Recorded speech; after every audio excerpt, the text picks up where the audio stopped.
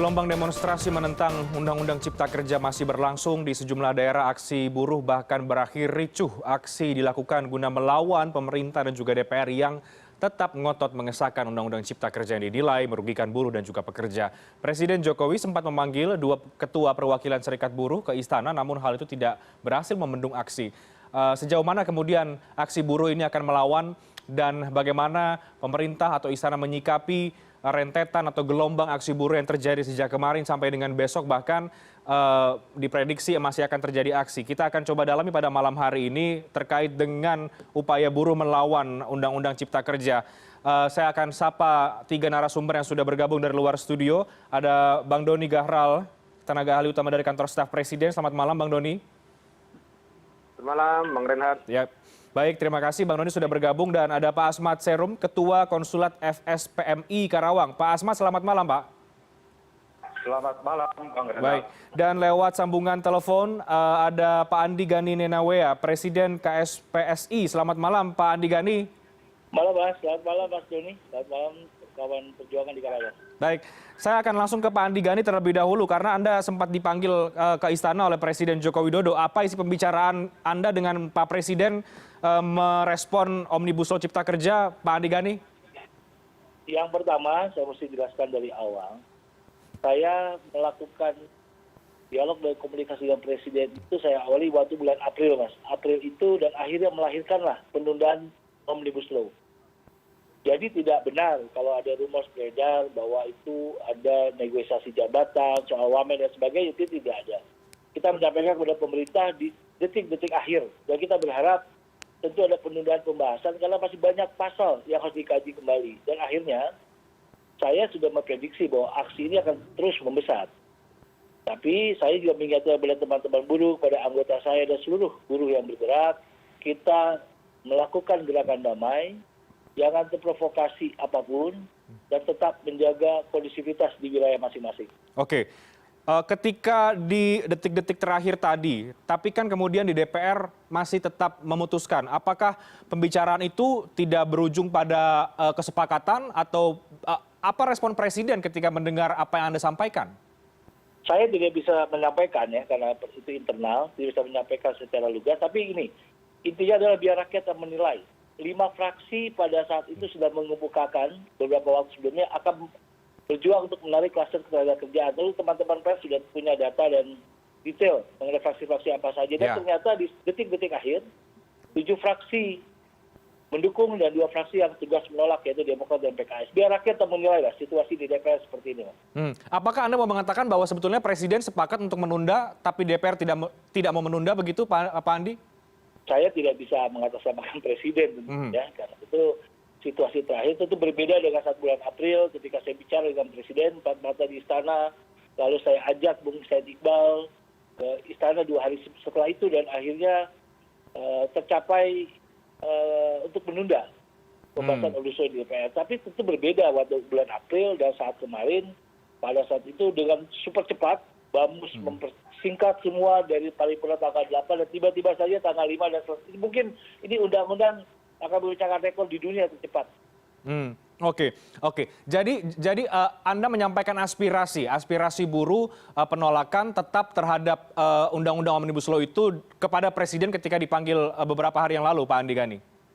Yang pasti begini Mas, saya dengan Pak Jokowi memang sangat dekat dari dulu, dan juga saya memimpin relawan Jokowi juga, ketua umum dan buruh sahabat Jokowi. Kalau soal buruh saya selalu bicara dengan Presiden secara lugas dan tegas.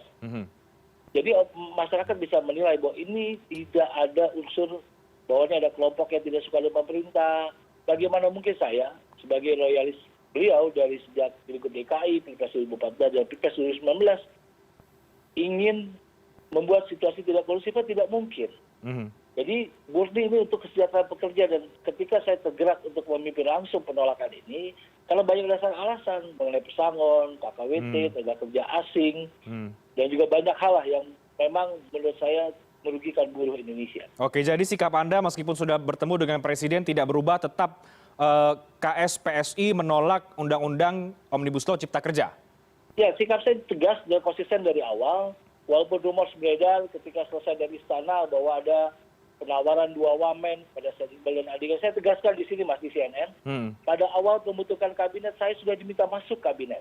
Itu mesti ditegaskan. Saya sudah diminta masuk kabinet dan saya meminta kepada Presiden diberikan kesempatan, saya ingin tetap menjadi Presiden KSPSI saja. Itu sudah saya sampaikan. Jadi kalau ada rumors menyampaikan saya akan dapat jabatan, itu dari awal pembentukan kabinet saya sudah diminta masuk. Nah Mas Doni Gahral tahu persis soal itu. Jadi jauh sekali dari itu, dan fokus saya ini adalah sekarang bagaimana kita akan berjuang membentuk tim hukum yang kuat, berjuang secara konstitusional, melakukan judicial review ke Mahkamah Konstitusi. Oke, apakah sikap KSPS itu juga dikonversikan, dituangkan atau dilakukan dalam bentuk tetap meminta para buruh untuk melakukan aksi demonstrasi sampai dengan besok, Pak Andi Gani?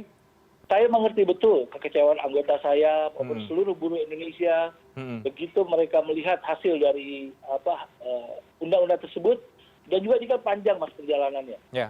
Dari mulai tim teknis, tim perumus di DPR, kita bertemu dengan Balik, bertemu dengan seluruh fraksi di DPR, menyampaikan keberatan kita, dan hasilnya ternyata berbeda sekali.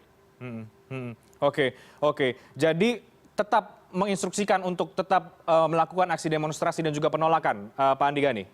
Ya, yang pasti saya sudah meminta kepada teman-teman di seluruh wilayah di Indonesia bergerak dengan damai, berjuang sehormat-hormatnya, jangan melakukan kerusakan apapun, jangan ada gesekan apapun, tetap jaga nafas juang buruh Indonesia. Oke, baik.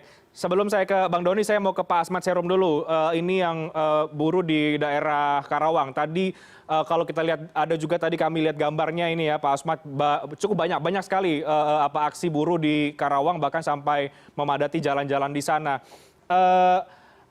Aksi ini dilakukan dalam bentuk apa Pak Asmat, dan apakah ada respon dari pemerintah daerah atau siapapun yang berwenang yang Anda tuju dari aksi tersebut? Baik, aksi hari ini adalah hari kedua, karena kemarin kita melakukan aksi di perusahaan-perusahaan secara kondusif, aman, dan tetap menjaga protokol kesehatan. Baik. Kemudian karena dirasa aksi itu tidak efektif, maka kita melakukan aksi ke pemerintah daerah. Oke. Dan dari 4 kawasan dan 1 non-kawasan, kita prediksi tadi itu turun sekitar 25.000 lebih buruh terkonsentrasi di pemerintahan Kabupaten Karawang. Oke. Ada respon Pak Asmat dari pemerintah daerah atau DPRD mungkin? Kebetulan tadi kita 6 koalisi buruh, selain SPMI ada koalisi buruh yang lain. Ketika kita datang ke sana, kemudian diterima oleh anggota dan ketua DPRD Kabupaten Karawang. Tetapi yang hadir tadi hanya 2 fraksi, yaitu fraksi Demokrat dan fraksi PKS. Kebetulan setelah kita melakukan perbincangan bersama, kedua fraksi tersebut setuju untuk bersama-sama menolak Undang-Undang Omnibus Law yang sebenarnya menurut kita itu terlalu dipaksakan. Oke. Baik, jadi ada melakukan aksi dan kemudian sempat diterima oleh anggota DPRD di Karawang. Saya ke Bang Doni kalau gitu. Bang Doni, ini tadi sempat juga perbincangan ya dengan Pak Andi Gani, sempat dipanggil Presiden juga, Presiden Jokowi. Jadi sebetulnya apa tujuan Pak Presiden memanggil perwakilan buruh kemarin? Bang Doni mungkin bisa menjelaskan, apakah untuk mendengar aspirasi, meredam keadaan, atau apa? Baik, jadi demokrasi adalah komunikasi, dan Presiden berkomunikasi dengan semua kelompok kepentingan, ya, apalagi serikat buruh yang cukup besar, seperti Pak Andi Gani dan Pak Said Iqbal, untuk menerima masukan begitu. Jadi Presiden sangat terbuka, ya. Dan setelah itu tentu saja kita tahu prosesnya sudah selesai, dan mekanisme satu-satunya untuk mengajukan keberatan adalah melalui judicial review. Tapi pemerintah menghargai betul ya demonstrasi sebagai bentuk hak menyuarakan pendapat, ya hak menyampaikan aspirasi, ya, dan menghargai bahwa itu dilakukan dengan damai dan dengan protokol kesehatan. Nah, jadi tidak ada niatan sama sekali untuk meredam bernegosiasi, apalagi tawar-menawar jabatan, komunikasi yang memang fundamental, ya penting untuk menerima semua masukan, menerima aspirasi dan cari jalan yang terbaik. Dan saya kira setelah ini disahkan, ya satu-satunya adalah dengan judicial review dan pemerintah juga akan bersiap untuk itu. Begitu Bang Reinhardt. Apakah artinya pemerintah juga tidak akan mencabut, tidak akan membatalkan begitu? Ini kan undang-undang inisiatif dari pemerintah sebetulnya, Omnibus Law Cipta Kerja. Meskipun kita lihat ada banyak sekali aksi penolakan yang terjadi di berbagai daerah. Iya, sudah dikatakan tadi bahwa aksi itu adalah bentuk dari penyuaraan aspirasi dari kelompok-kelompok yang ada. Itu dihargai. Itu yang pertama. Yang kedua, ya satunya saluran untuk menyalurkan keberatan dan catatan-catatan adalah judicial review. Dan nanti kita akan lihat bersama-sama kalau memang dalam itu beberapa pasal yang dianggap bermasalah itu ya harus dibatalkan, ya pasti akan dibatalkan begitu. Jadi kita mengikuti mekanisme yang sesuai dengan konstitusi. Oke, iya, selain kemudian menghormati, menghargai proses demonstrasi sebagai bagian dari aspirasi dalam kehidupan berdemokrasi, tapi melihat suara yang begitu besar, tidak hanya buruh, pekerja, tapi juga bahkan mahasiswa, mogok nasional, sampai besok juga akan melakukan demonstrasi, tidakkah itu kemudian menjadi pertimbangan Pak Jokowi atau Istana untuk kemudian bisa mendengar lagi apa yang menjadi keluhan dari mereka, Bang Doni? Iya, saya kira pemerintah tidak tutup telinga ya terhadap apa-apa yang disuarakan oleh teman-teman buruh, ya, mahasiswa dan kelompok kepentingan lainnya. Ya, tapi sekali lagi ya kita harus mengikuti mekanisme konstitusional untuk ya mengajukan keberatan terhadap undang-undang ini, begitu. Dan ketika kemudian nanti di Mahkamah Konstitusi kemudian ada beberapa pasal yang harus dibatalkan, ya kita akan ikut saya. Tapi kita ikuti dulu mekanisme itu. Ya, pemerintah menunggu saja kalau memang nanti ada pihak yang menjudicial review-kan undang-undang ini. Begitu Bang Reinhardt. Baik, Pak Andi Gani, judicial review tadi juga sempat Anda sebutkan juga menyiapkan ke arah sana. Nah, untuk menyiapkan ke arah sana apa saja yang sudah dipersiapkan oleh KSPSI atau mungkin serikat buruh pekerja yang lain, karena itu tampaknya menjadi jalan satu-satunya untuk bisa melihat kembali, meninjau kembali atau membatalkan mungkin undang-undang yang sudah disahkan. Kami bahas usai jeda, Pak Andi Gani, Bang Doni dan juga Pak Asmat. Usai jeda berikut kami akan segera kembali sesaat lagi.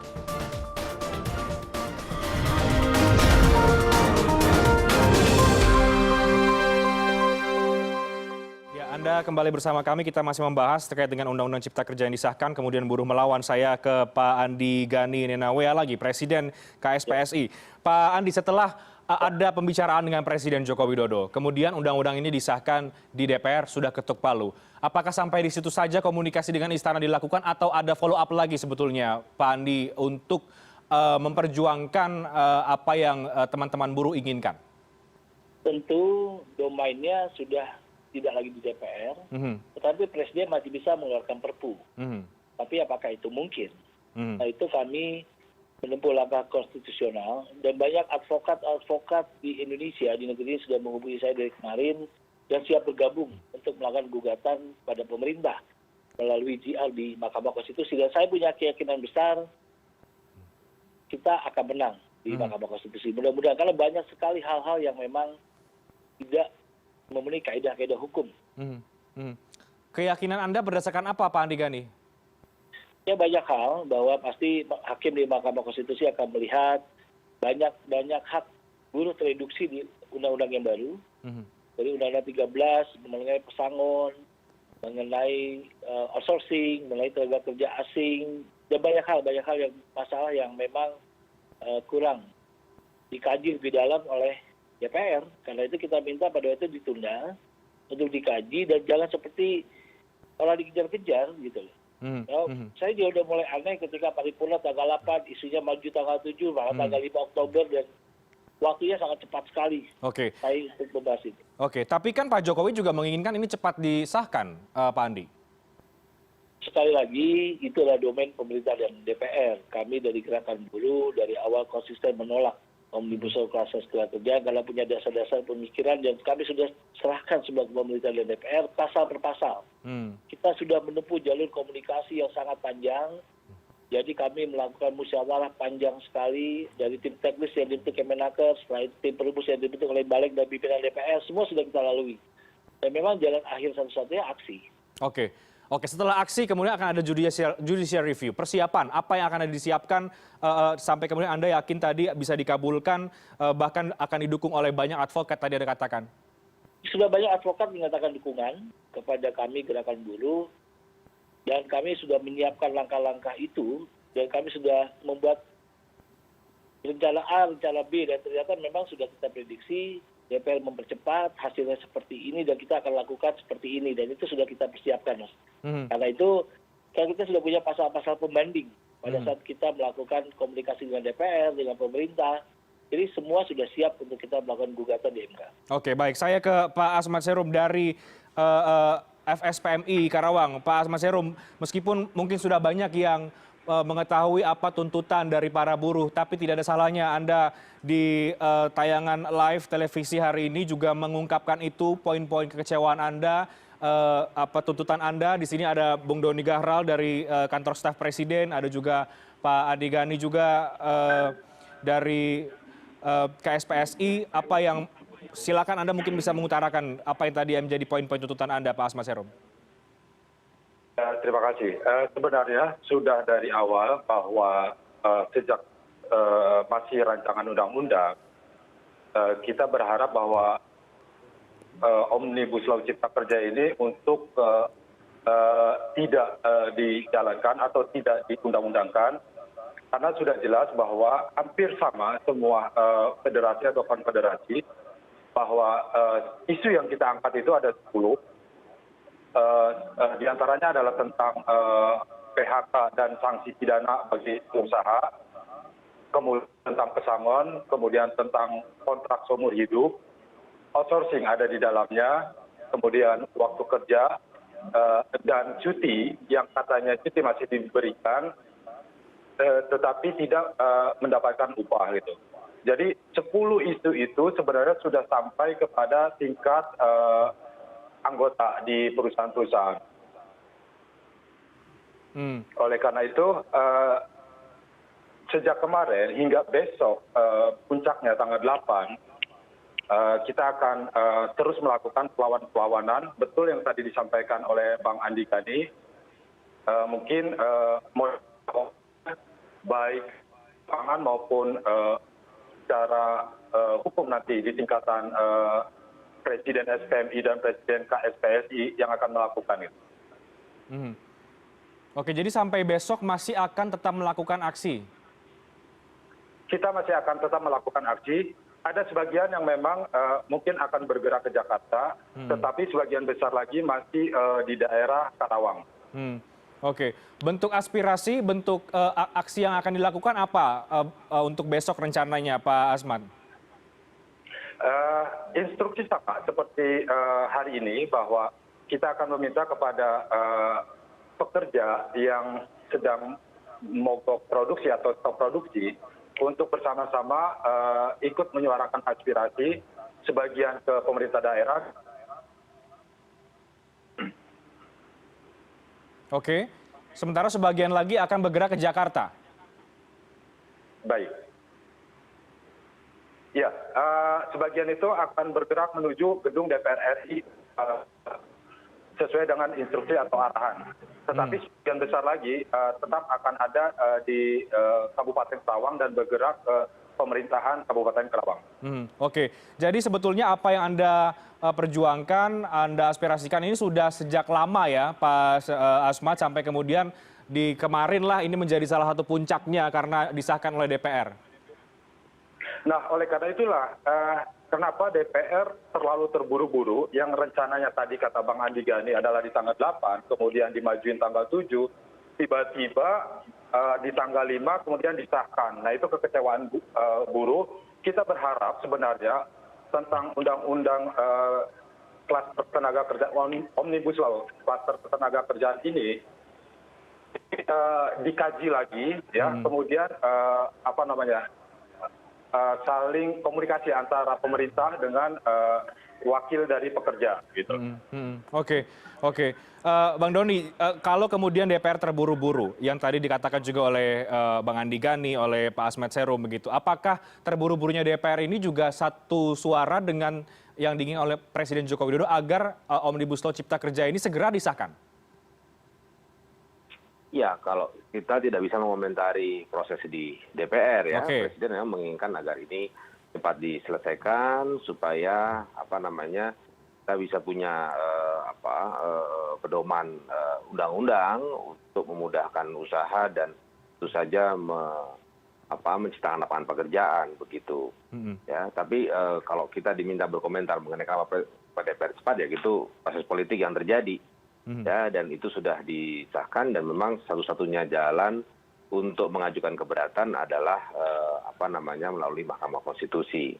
Karena konstitusi adalah tolak ukur utama kita dalam hidup bernegara, ya, berbangsa dan bernegara, dan semua akan diuji berdasarkan itu. Ya, dan saya percaya Hakim Mahkamah Konstitusi akan memutuskan yang terbaik buat bangsa ini. Kira Oke. itu, Bang Rehat. Oke, tapi apakah terburu-burunya ini juga hal yang sama yang diinginkan oleh Presiden Joko Widodo oleh Istana Negara?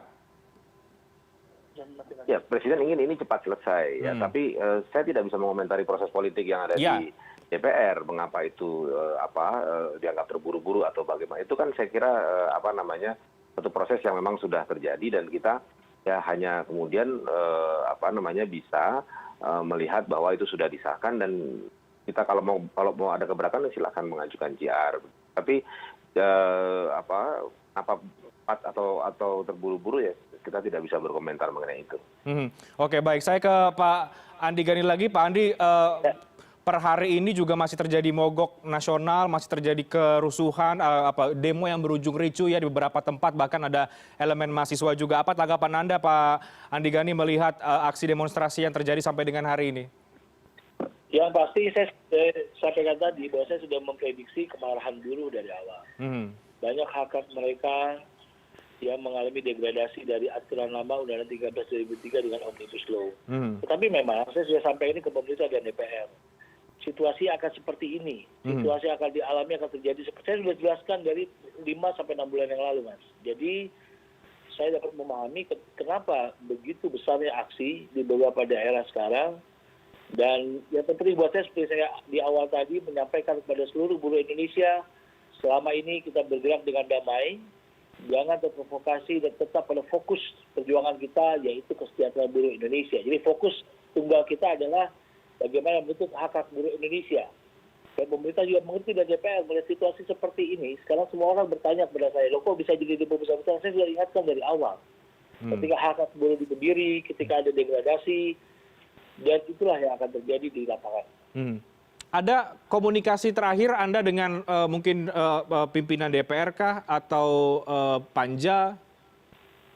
Untuk apa berkomunikasi lagi buat saya? Untuk apa gitu? Karena domainnya sudah nggak di DPR. Ketika terjadi putus undang-undang, tentu kami menempuh langkah konstitusi yaitu CR ke MK. Ke DPR juga sudah disahkan dan tidak ada perlunya lagi ke sana. Oke, baik Pak Andi, Bang Doni dan juga Pak Asmat, kita break terlebih dahulu. Nanti kita akan bahas bagaimana kemudian buruh sebaiknya menyikapi Undang-Undang Cipta Kerja ini, meskipun masih akan ada jalan judicial review. Tapi paling tidak, sementara ini bagaimana kemudian teman-teman buruh menyikapi keputusan yang sudah ada. Kami akan membahasnya di segmen terakhir dialog, tetap bersama kami.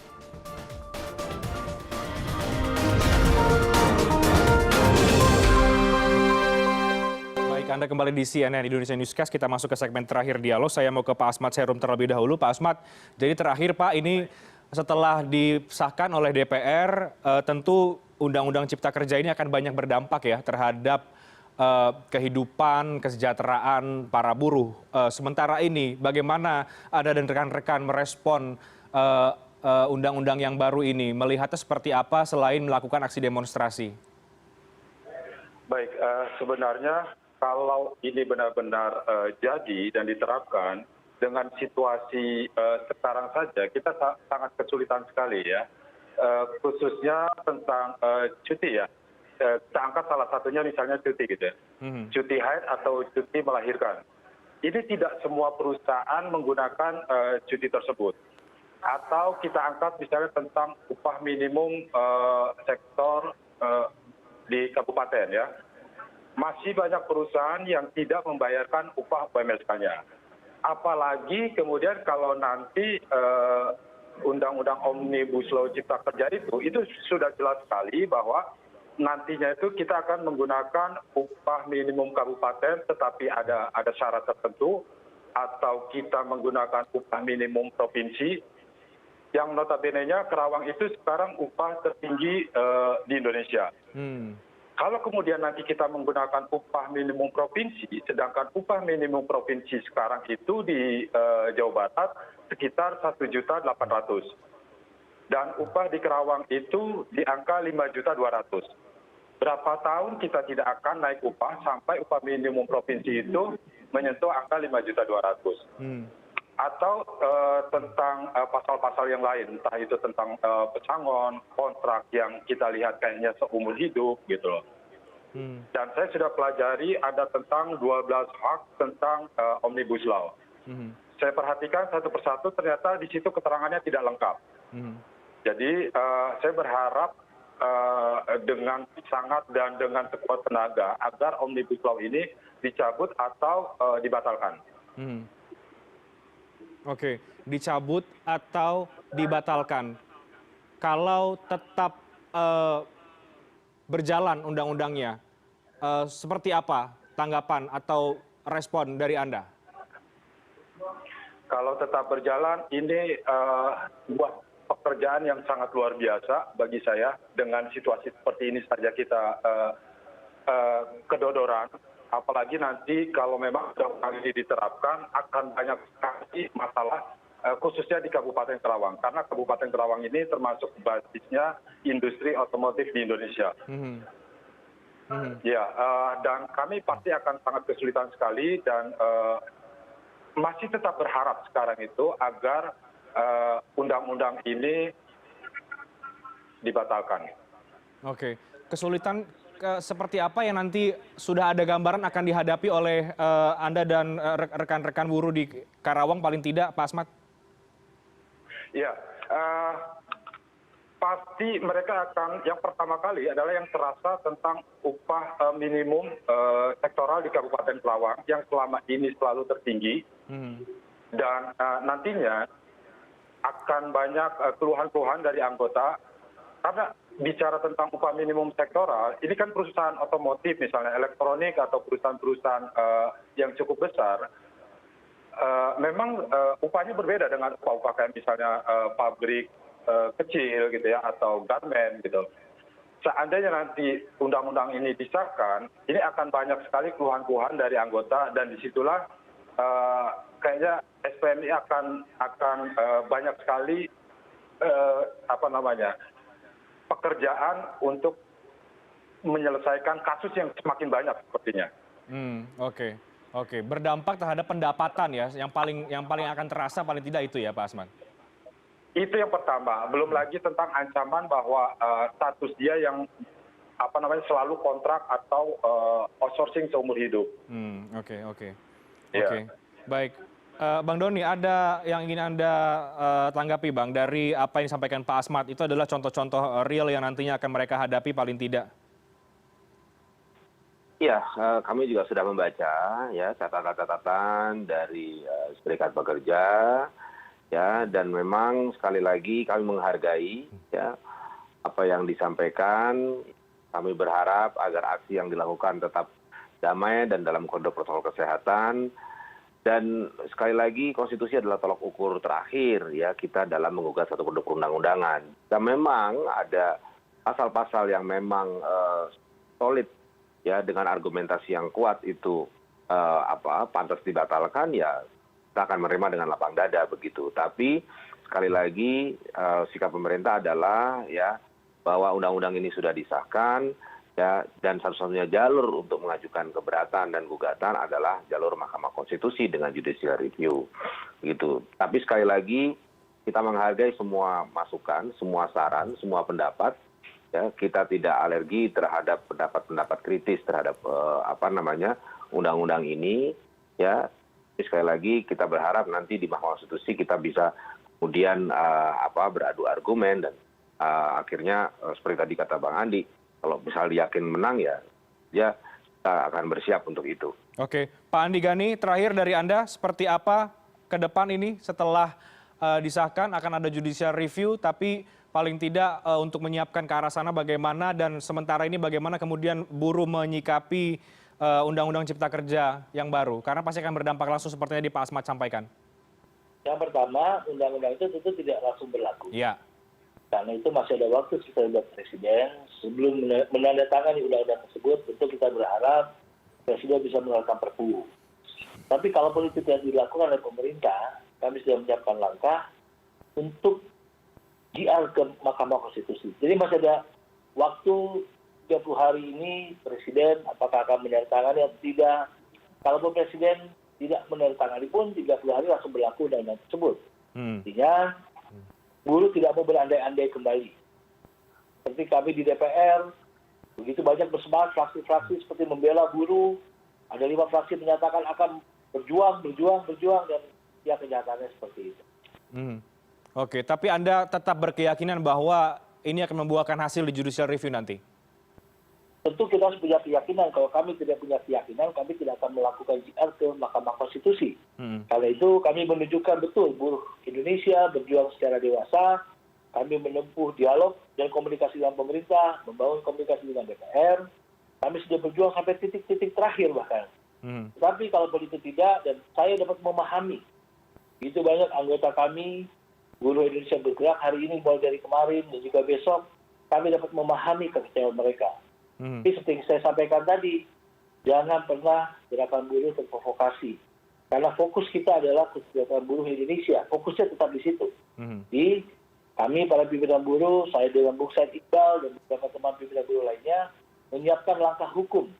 Langkah hukum dengan segala dasar gugatan, kita menyiapkan tim hukum, melakukan FGD, melakukan sharing dengan seluruh teman-teman stakeholder, untuk menyiapkan gugatan ke Mahkamah Konstitusi. Karena itu adalah langkah konstitusi yang harus kita gunakan. Baik, apapun jalur perjuangan yang nanti akan menjadi pilihan, termasuk dibawa ke judicial review, semoga membawa kebaikan bagi semuanya. Terima kasih banyak Bang Doni Gahral, tenaga ahli utama kantor staf Presiden, Pak Andi Gani Nenawea, Presiden KSPSI, terima kasih banyak Pak Asmat Serum, Ketua Konsulat FSPMI Karawang sudah berdiskusi pada malam hari ini bersama dengan kami. Terima kasih Bapak-Bapak sekalian. Terima kasih. Terima kasih. Ya, kami akan segera kembali dengan informasi yang lain. Tetap bersama kami di CNN Indonesia Newscast.